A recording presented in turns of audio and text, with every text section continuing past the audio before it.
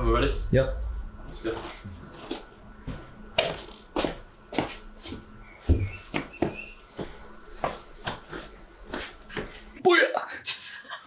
Okay, let's go. Okay, right. Been racing since we were 6 years old. In one of those mini karts at Goodwood, and ever since then, it's just been the best feeling ever getting into a car. Probably around 15, 16 years now. Yeah. From a very young age, it was a natural thing for you, both of you, I think. My first experience was at Goodwood, in one of the faster karts.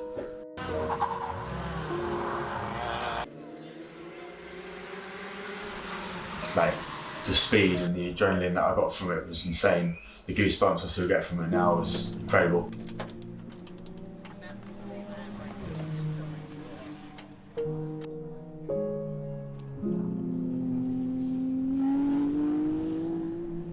It's sort of always been in the blood since Grandad was always involved into motor racing. He's been with touring cars and worked with Honda. Straight off as kids, they were in the go-karts super young, and it was just a natural progress. My dad, he inspired me to get into racing in the first place. As he started, just after he started his business, he got into classic car racing, which sort of showed me what racing really is. And then watching him go up the Goodwood hill in the Lek F1 car, and that the adrenaline and the crowds and everyone cheering and the whole team being so happy, that sort of inspired me.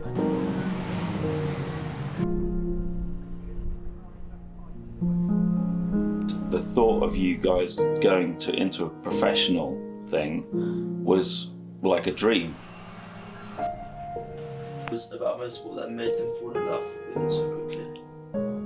The speed, probably. When you step into the car, it's like everything else just goes silent and you're just focused on the track and what's ahead of you. I think there was a feeling inside that I was always been good behind the wheel. Since the day I've grown up, my mum bought me a little tractor for the garden when I was like 3 years old, and apparently I got in that and then I was gone, that was it.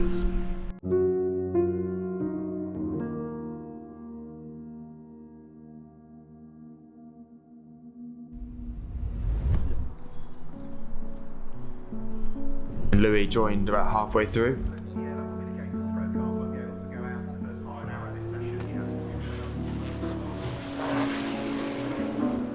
It was definitely hard. So he would just try and learn and try and gain as much knowledge as he could. I tried to help him as much as I could throughout the season. But yeah.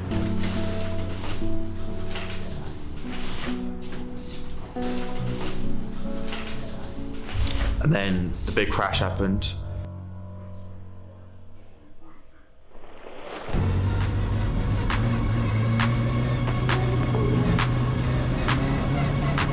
We already know that the Brands Hatch circuit is quite a technical one, certainly for short, square minis. Add in a little bit of jeopardy of a damp track and it makes the opening lap with cold tyres and cold brains, as they say for racing drivers, all the more interesting.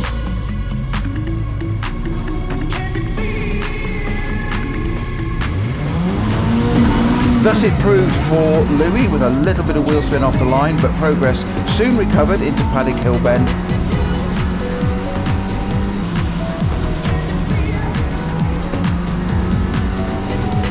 And up to Druids, he was immediately on the tail of the red number 78 in front.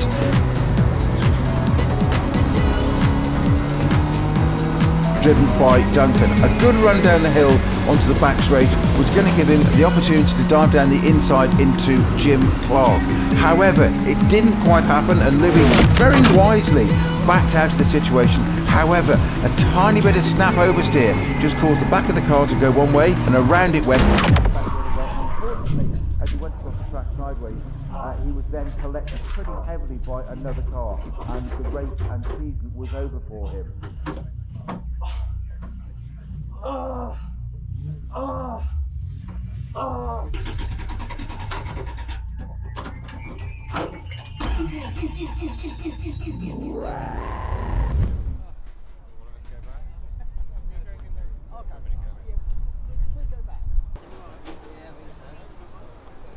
Everyone looked at me differently after.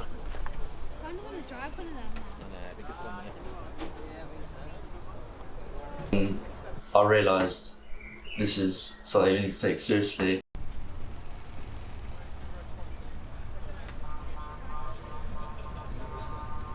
You need a lot of experience to be successful in this sport, otherwise it's quite challenging not knowing what to do.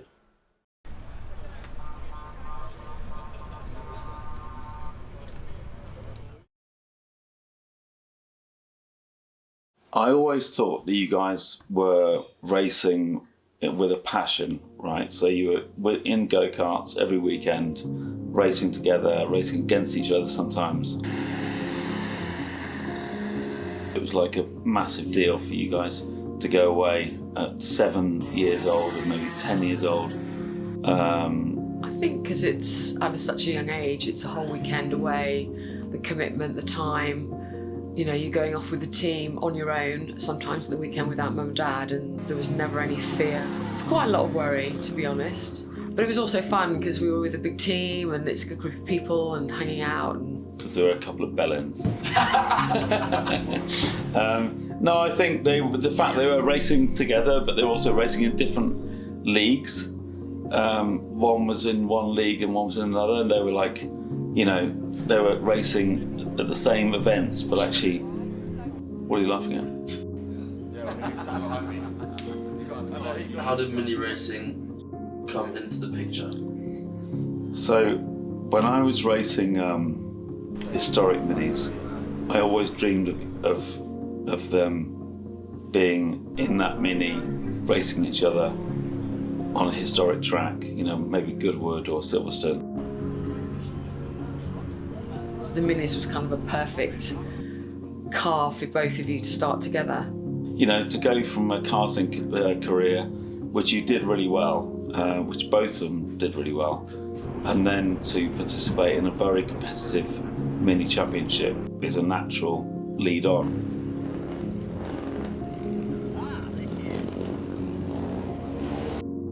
When I met Lee, it was all about historic mini racing, and then when we got introduced to Mini 7 racing, I could see a very big future. To do a championship project, I think you have to have two drivers that are very, very dedicated to the end game, and both you and Ollie were focused enough to participate in a very, very competitive championship. It's an incredible experience for both of you because you have to grow up so quickly. You're surrounded by a load of guys, mechanics, team managers, and you see the passion that they have, and that's kind of inspiring as well, the amount of time and efforts put into the weekend. I mean, just to be able to socialise and understand the car and be with a team and growing up very quickly.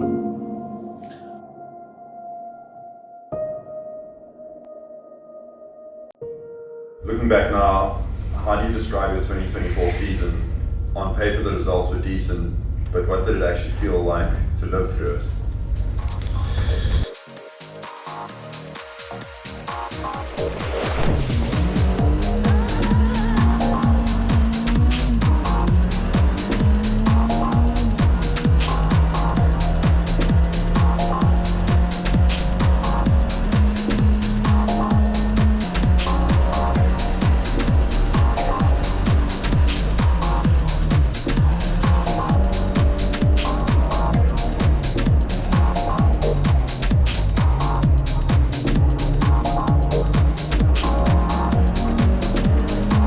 First time I've driven the car, first time I've driven any car on track, so it was quite a weird feeling. It was a slow weekend. We managed to think we came away with a P5, which was, at the time was very, very good.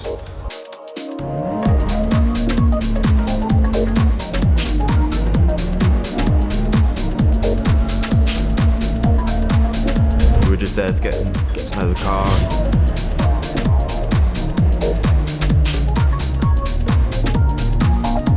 How the tyres feel and when do I change gear.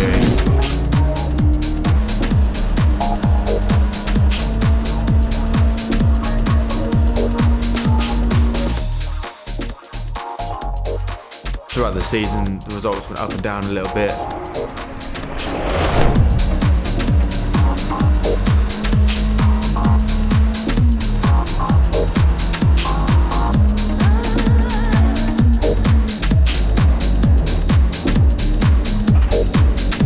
How close people race. Like which drivers that I know I can race against, etc.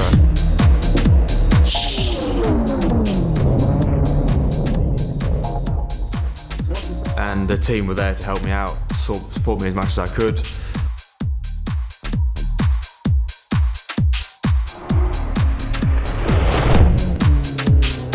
It was definitely a lot to learn, especially how the car moved, the car felt going under braking, how much speed we bring into the corners.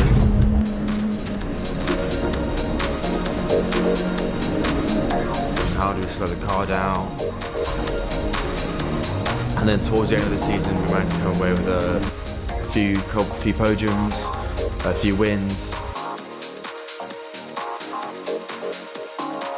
I sort of learned throughout the 2024 season what it meant to race at this level.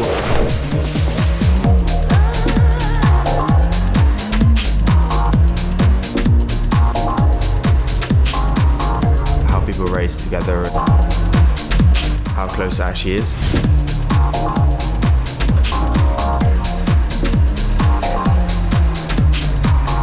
And then Louis joined about halfway through.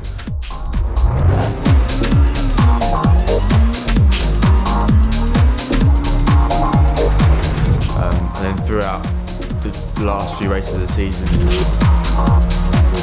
he got better and better, improved and improved.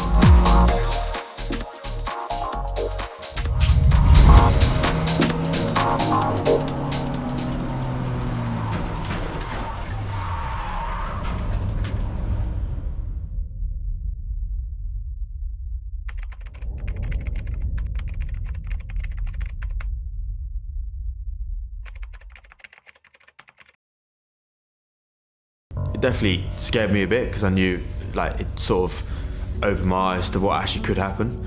I think it changed quite a lot for him. It definitely hurt his confidence quite a lot. I thought, as my second race, I was like, went into qualifying and I, in the rain, and I felt pretty good, and maybe I got a bit overly confident in that race in particular because of how well I did in the qualifying in the wet, and going into that race maybe I gave it a little too much for my skill and ability as a driver back then, and maybe that was the catalyst of how that crash came about, and it was a big shock for me. Okay, I think Louis, when Louis had that accident and or the crash, I think if you have an accident like that on a track, it's a massive deal for you. Like, you have to take it on them. You know, you have to understand what went wrong, and also, like, you have to sort of pull yourself together after it.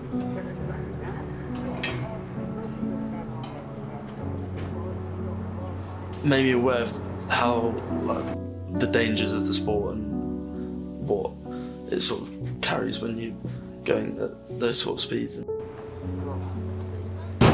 Yeah, that crash was definitely a massive impact towards not only mine but a bit of Ollie's career as well. I think if you witness your brother having a serious accident on a track, it has to correct your head. Like, you have to understand it. Obviously shook my nerves a bit and sort of shaped how I went into the different races that season. And the nerves sort of built over time. I sort of realised that the sport's not really a sport where you can just sort of show up on the weekend and just race. You sort of have to practice beforehand and train as much as you can. The one thing I've seen from mini racing is that you're one amongst 10 or 15 very, very qualified drivers. And for Ollie and for Louis, to compete at a very competitive level, they learn themselves, they learn against each other. And it's very important for them ultimately to learn from every race and develop themselves as a driver.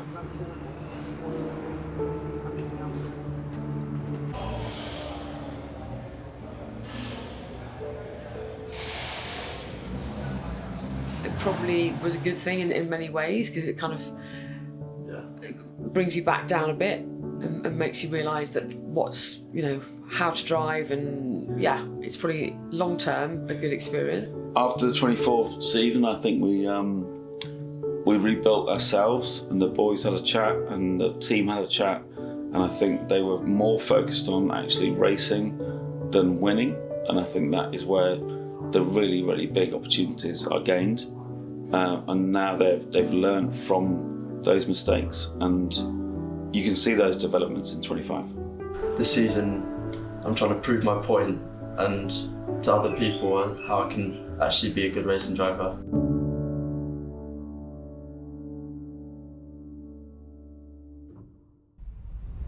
I think just having an older brother and being the younger brother puts a lot of pressure on myself, and it's quite hard to keep up. He was always, pushing me to he was helping me through, you can go brake later there, and he was helping me through all sorts of different parts of the track, at every track, and because he wanted me to be up there as well. What would make this season a success no matter the outcome? I think there's two things. I think one of the things would be a double podium with me and my brother. That would be absolutely mega. Obviously me first. And another thing is just being able to race in the same category, in the same cars, in the same races with my brother is amazing. Welcome back everyone to another exciting season of the Mini 7 Racing Championship. We're going to be following the Birkett team this year with Ollie and Louis, brothers.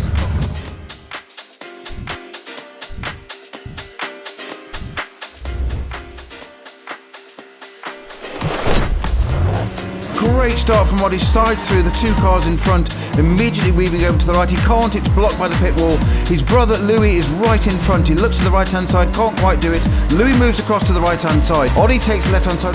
Now the next one is in his sights is Turner, and it's right behind him, the Gulf covered man. He can't quite get it onto the back straight. Can he get the run down here? He needs a good drag down the back straight here at Setbacks.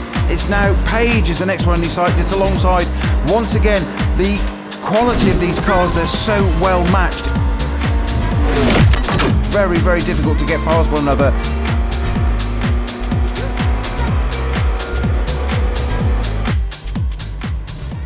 But then we definitely started on the back foot. Perhaps not the start he wanted, finishing P5, but it is only the opening round of the season and it takes a while to get back into the rhythm, and I'm sure things will improve as the season goes along. Welcome back to the second round of our Mini 7 Racing Championship here at the legendary Brands Hatch circuit. We went in there, knew we were the fastest car. We had the fastest engine, we had the fastest tyres, we had brand new tyres. We knew we were going to go and put on a good performance. Two minis, but two Pages in front of him. The lights go out, he gets put alongside the first one. Left-hand side gets away cleanly. Ollie gets a little bit too much wheel spin, but still manages to gather it up. And down into Paddock Hill Bend, that famous swooping, dropping right-hander. It's a whole pack of cars in front of him now. Back out onto the main straight. It's a pack of Locusts in front, never mind minis. Ollie's trying to find a space. He's going to go high, wide on the left-hand side. That's going to take him deep into Druid. Fortune favours the brave. He tries it around the outside to do the cutback on the inside to get through there. Over a little bit of curve there. Car in front. That gives Ollie a little bit of an opportunity. That's one got through again, and 2 lovely, absolutely decisive driving through the pack there. Back onto the main straight once again, tucked in behind. Our grey really right in front. I'm trying to see his name on that car, but I can't quite make it out on the window. He's going to go again for the outside round Druids. It's Brave, it's Ayres that he's trying to get past. Super job there. One of the tail lights missing on Ayres' car. A little bit of contact there. I don't think that's from Ollie. Ollie's tucked in behind the boot lid, through the left-hand side. A little bit of drift there. You could not get any closer there. The thickness of a piece of paper between these 2 cars. One of our cars slowing down on the left-hand side, keeping well out of the way there. Once again, this battle continues, lap after lap. He cannot get past Ayres. It was a strong first race, but on the last corner before the chase car came out, I unfortunately put it in the gravel.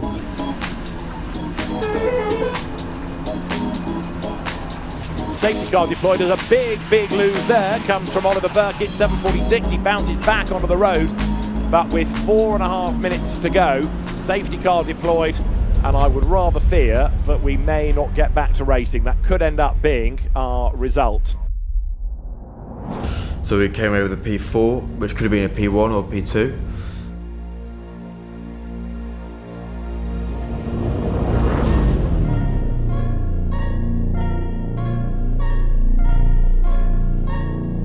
Went into the last race that weekend.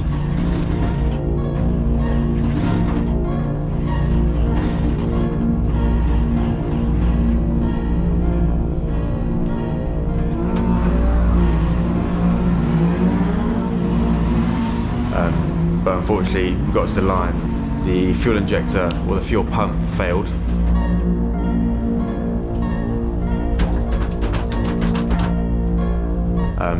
Which is just a faulty part. There's nothing that anyone could have done.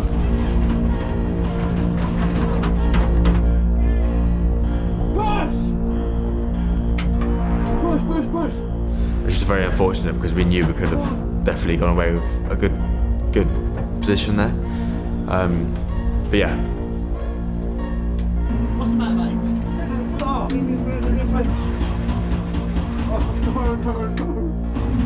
Go on, you cunt.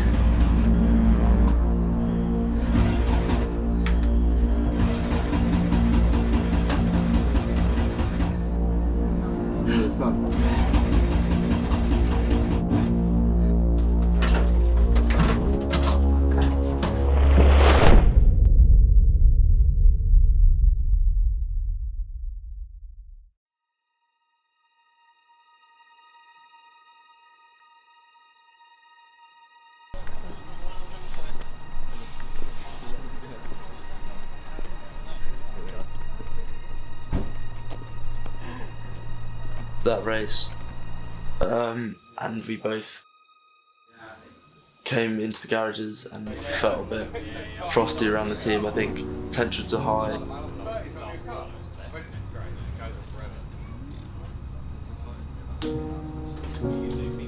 It definitely changed my mindset going into the season ahead.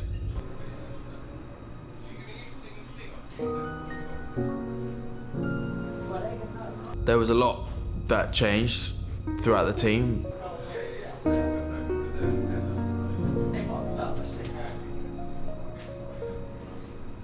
With how we changed the car and how we ran the car and how I drove personally, we had to drive a bit more aggressive as we were always chasing, going back for that championship.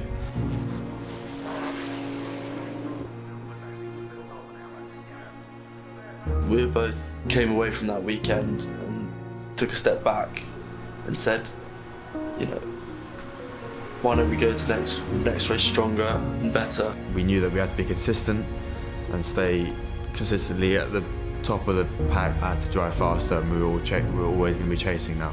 We can't, you know, dwell on those things. All we've got to do is just use it to come back to the next race with stronger results, and that's exactly what we did.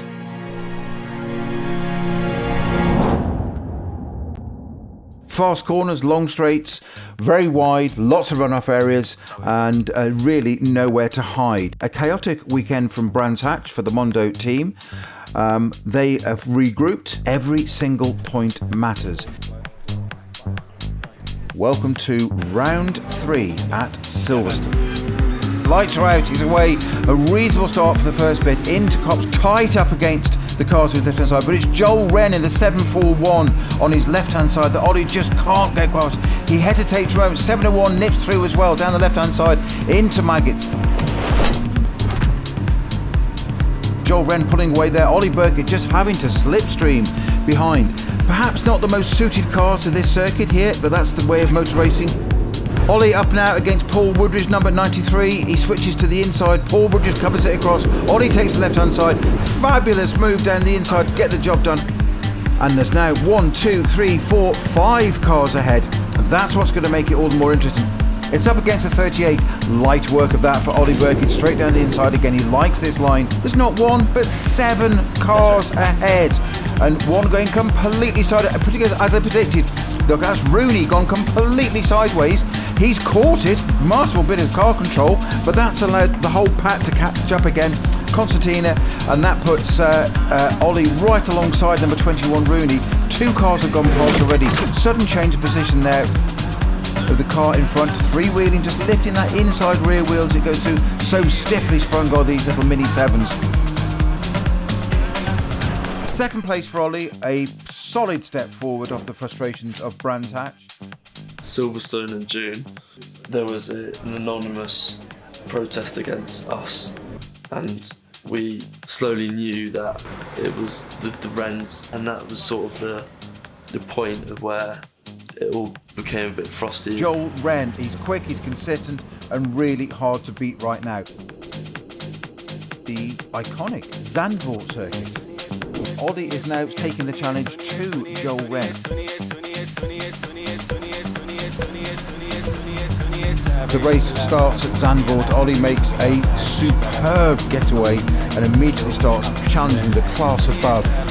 King in the orange and grey, number 16, is his first target and takes a little while to get past him. Great job done. Next on the target is the number 22 of Davis. He proves a tad more difficult, demonstrating skillful car control, thinking about the points, thinking about the championship. Ollie finally dispenses with Davis. His third and final target is Woodbridge in the number 39, straight through and straight past him. However, it's Joel Wren that, as ever, Ollie needs to worry about, and Joel has escaped up the road and disappeared. This is the man he's got to catch up to earn points to save his championship hopes. As the race enters its final stages, there's some argy-bargy amongst all the classes, but it is Ollie that loses out very slightly.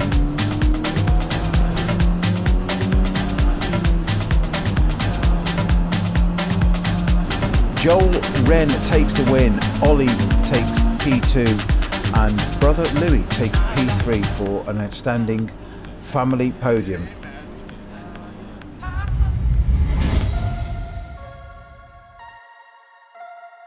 I think Joel Wren drove a very, very strong race. We knew he could be a big competitor for the championship. Ollie was a very, very fierce competitor.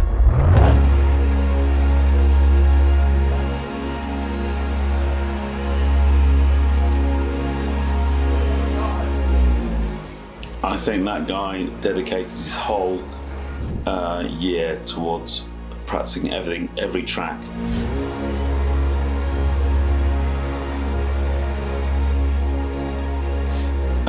And understanding every track, every braking zone.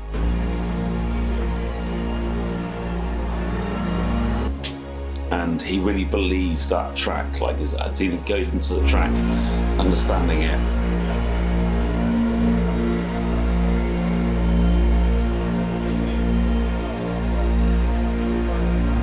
It's very hard with Ollie to find a weakness. He obviously wants to be first.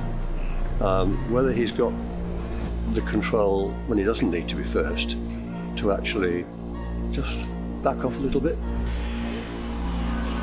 He's naturally quick and he's safe.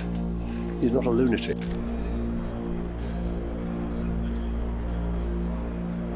I don't necessarily think Ollie is the better racer. I think he's more focused on the end result. And I think that's what makes a motorsport winner. I think that, if you focus on the end result and the finish.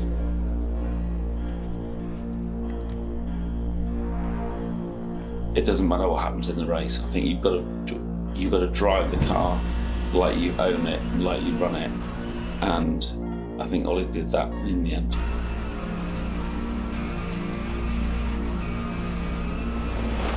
I would have said the Ren, we didn't know a lot about them at the start.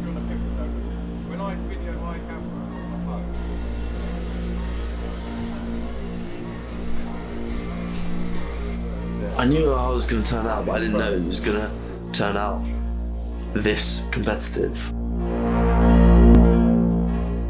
We return to Brands Hatch for the second time this season. For the Birkett brothers, it's going to be a truly defining weekend. The consistency started to really show towards the mid-season.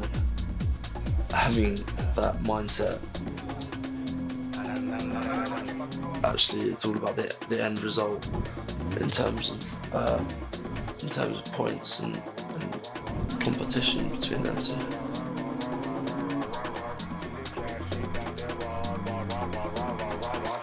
Not the results they wanted here a little bit earlier in the season, but in the bits in between, it's got stronger and stronger and stronger. For Ollie, who's chasing Joel Wren, our championship leader. Let's see what happens at Brands Hatch. Alongside him is 796 numbered car of Winkworth. He gets a better start and cuts across, but Ollie is determined as ever for those points for that championship, desperately needed. He has a look down the inside into Paterson Bend, can't quite do it.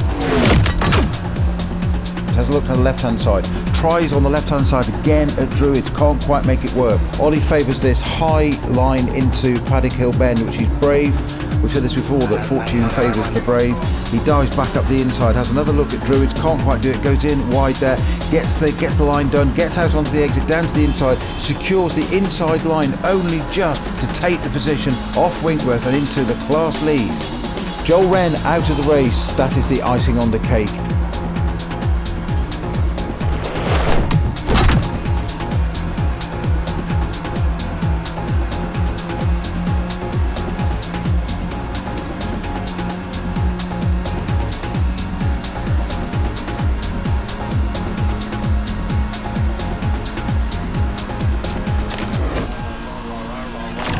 But it gets the job done for Ollie Birkett, and a very, very proud moment indeed it is for him. Ollie bringing home the first win of the season for himself and the Mondo team, and what a moment it is.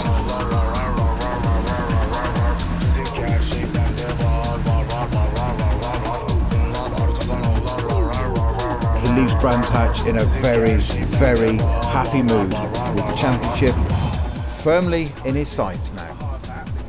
We looked at each other and we could actually win this. Like, Ollie's going to win this. Ollie Birkett brings home his first win of the season, setting him up for a championship challenge. All he needs to do now is hold on to those points.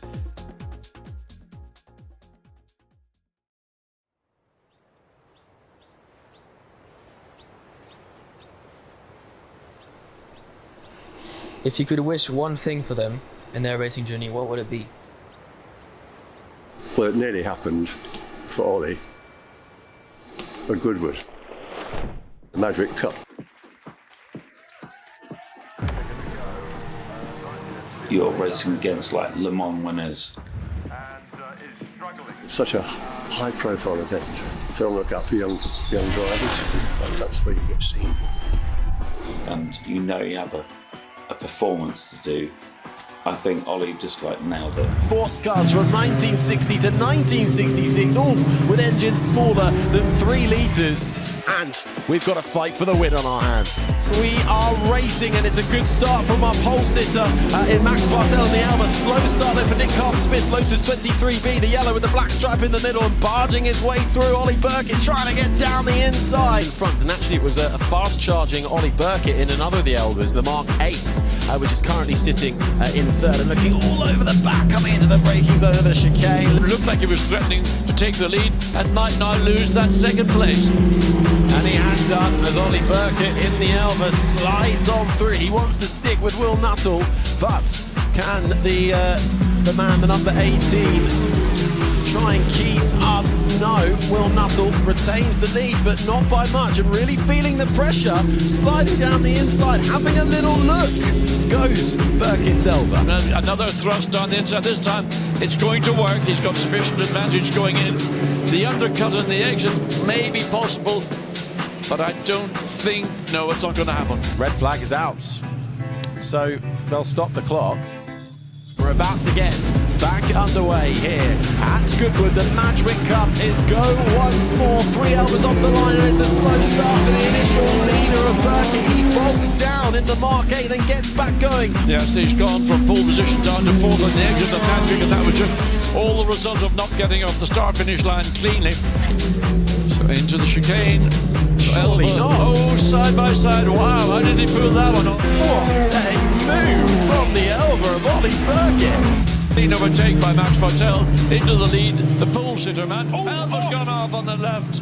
And that is a fairly big shunt as well. And that leaves us with 2 as he's out of the car straight away.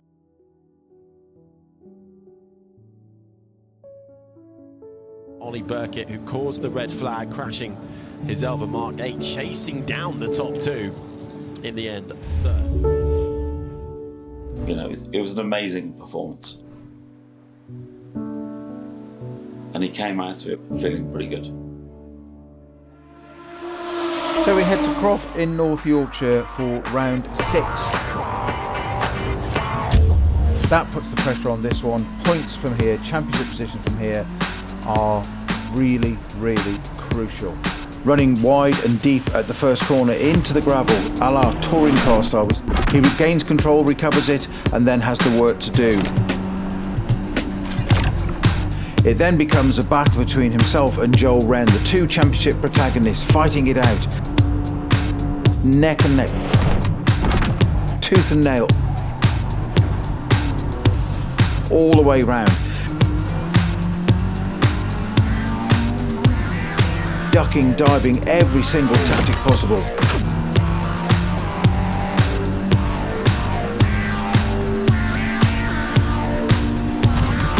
Some questionable manoeuvres by Joel Wren.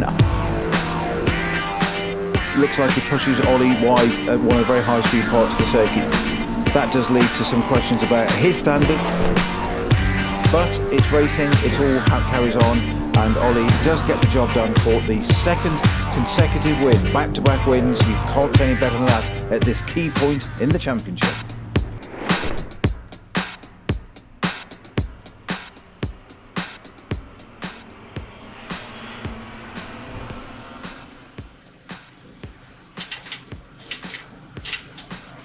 Ollie was saying that Matt's done the numbers. He could win the championship this weekend. Yeah. Let's hope so.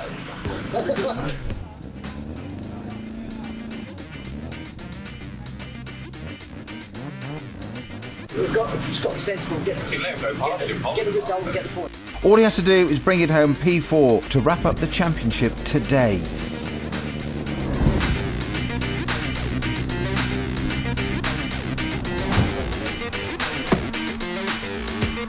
The track is slippery and the pressure is on. No mistakes, just get the job done.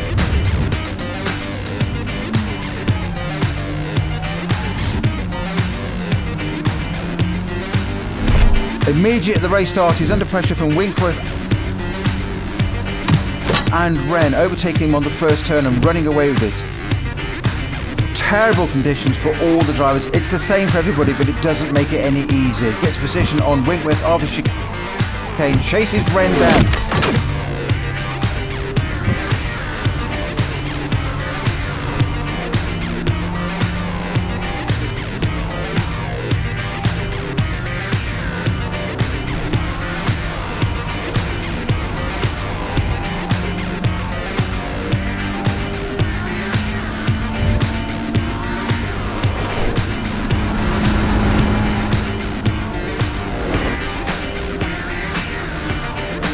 Someone else slides on the chicane, bringing out a yellow flag. It's not going to be the first one of this race, I would almost guarantee. A somewhat dangerous manoeuvre by opinion, made to avoid it by Ollie. Putting him back slightly.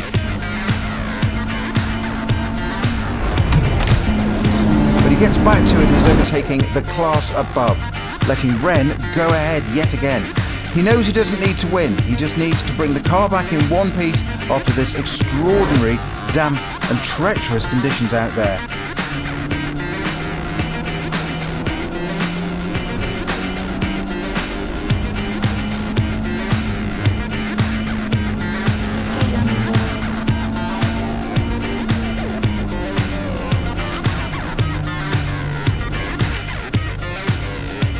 Unbelievably, Ollie Birkett, he has done it. He has won the 2025 Mini Sevens Championship.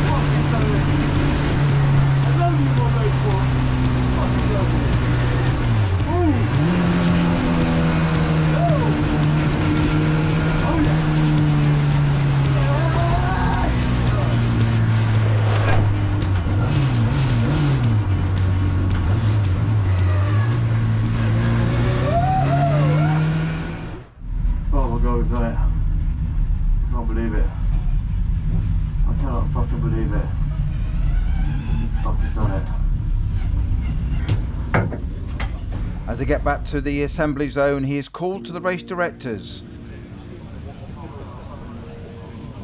Joel Wren and his team has protested. They wait to find out the result.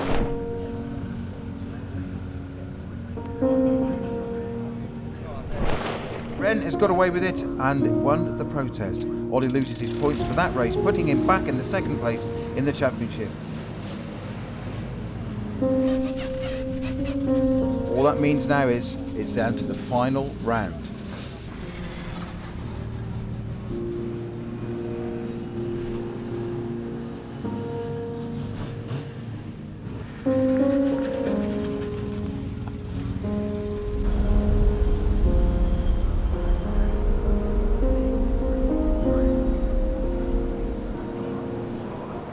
It was very, very unsettling to see that there was an unsportsmanship feel, to the weekend. Oh my lord. Well, there's a lot to say there, isn't there? He's a dirty driver. He's not professional, he's not a proper sportsman. Does it worry you as mum watching your son compete against that? It did, that one. There was one race, I think it was Castle Combe, nearly one of the last races, and Ollie came off there, and it's the first time I've ever seen him. He was scared. He was, he felt intimidated.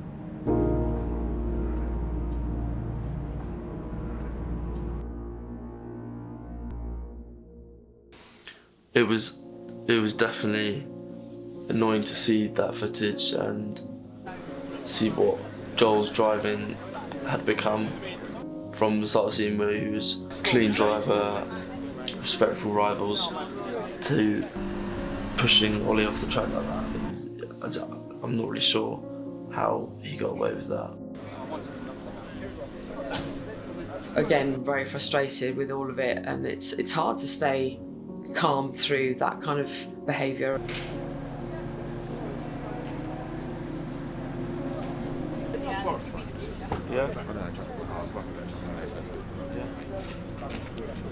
I think you've got to go into these races honestly, and understand what you're racing against, and Ollie understood it, and the team understood it.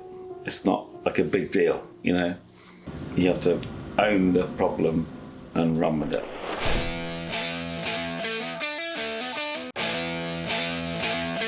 And we drove across Italy together in a Cobra.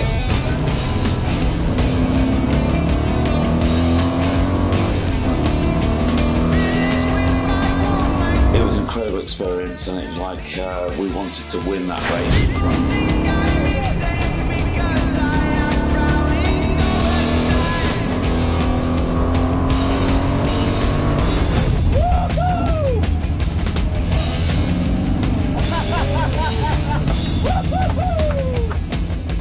Ollie was racing on every track, he was performing on every track.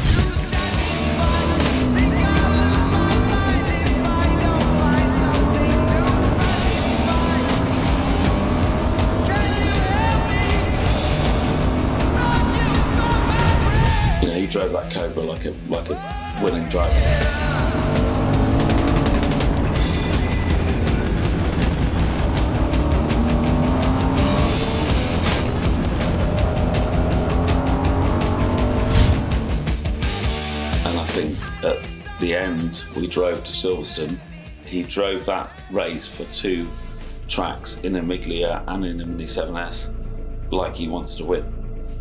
And it was an incredible performance. Here we are, Championship Finals Day. Second visit to Silverstone and everything to play for.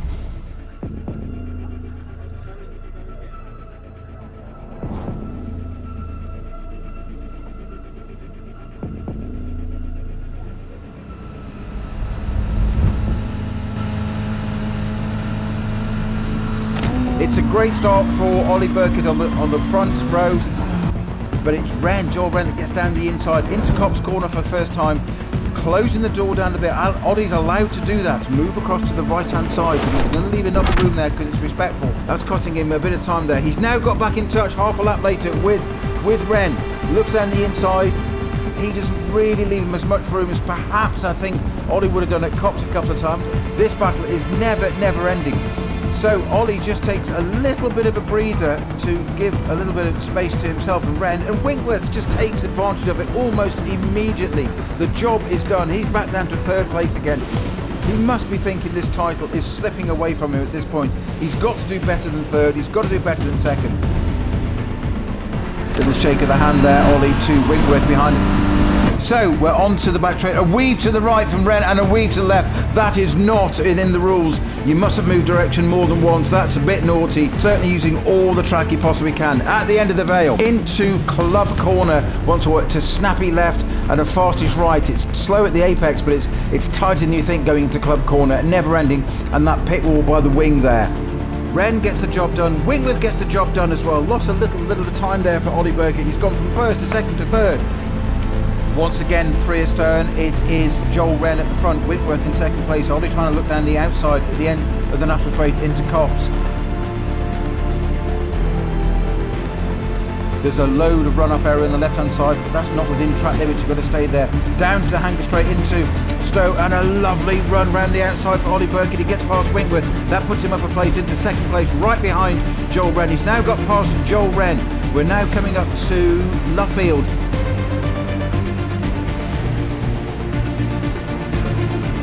And down the inside, this is always tricky onto the pit straight there.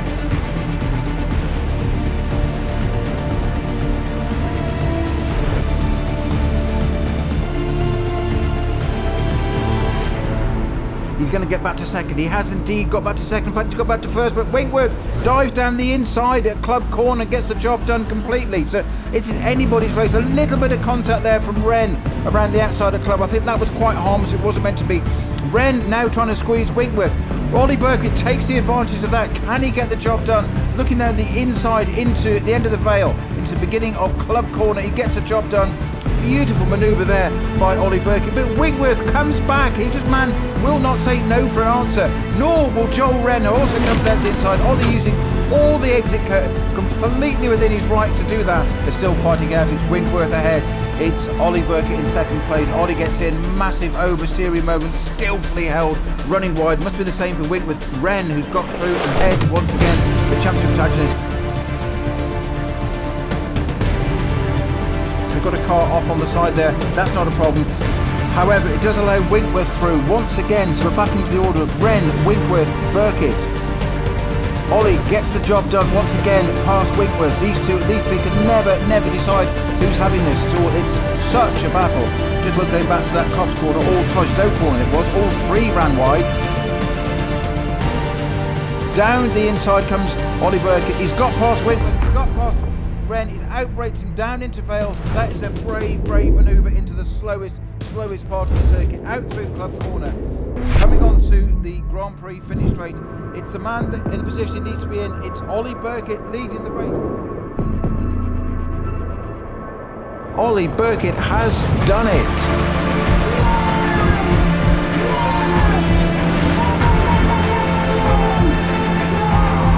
And the spoils have gone to Ollie Birkett at the end. Nobody deserves it more than Ollie this season.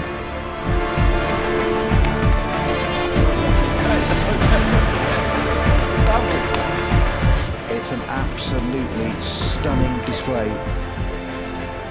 Well done, Ollie Birkett.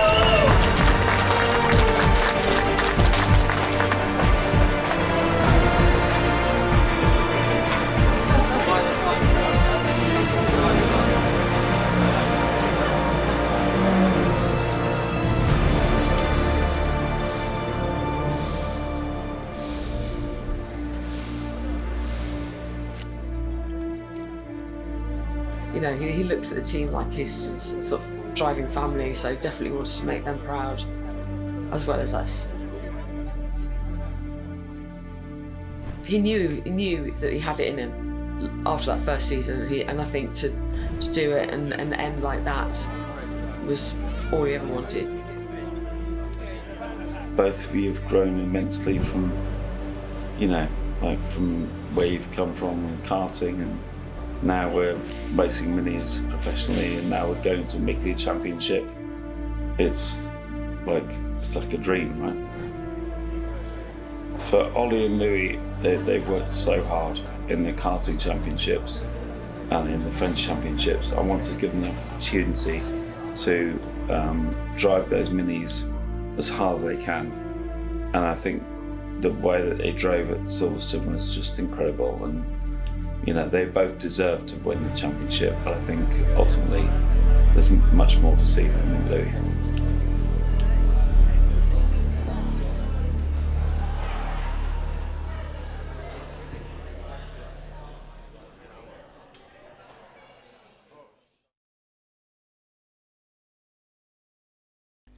After Saturday's first race on the 11th of October 2025, a protest was raised against Ollie's car.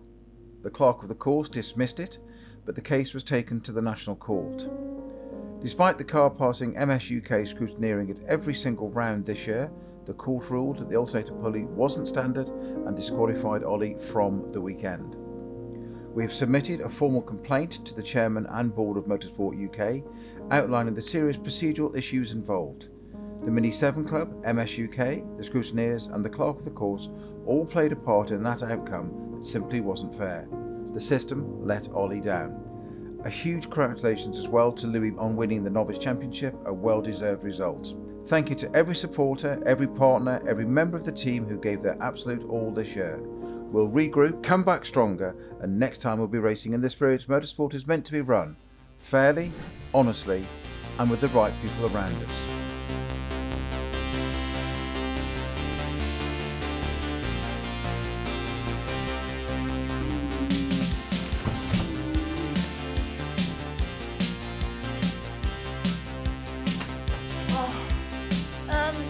Thank you everybody, this has been great and smart, and I won in my beautiful GP2 car.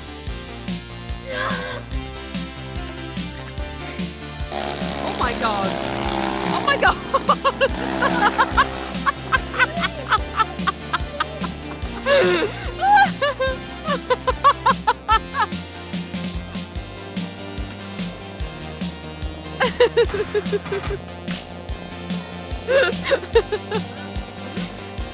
Oh, Louis Birkett, that was so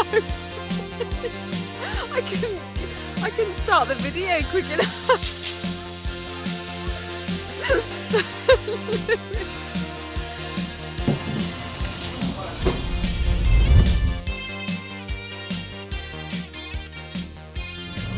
I'm going looking homeless. Shaved on today, yesterday, it was crazy.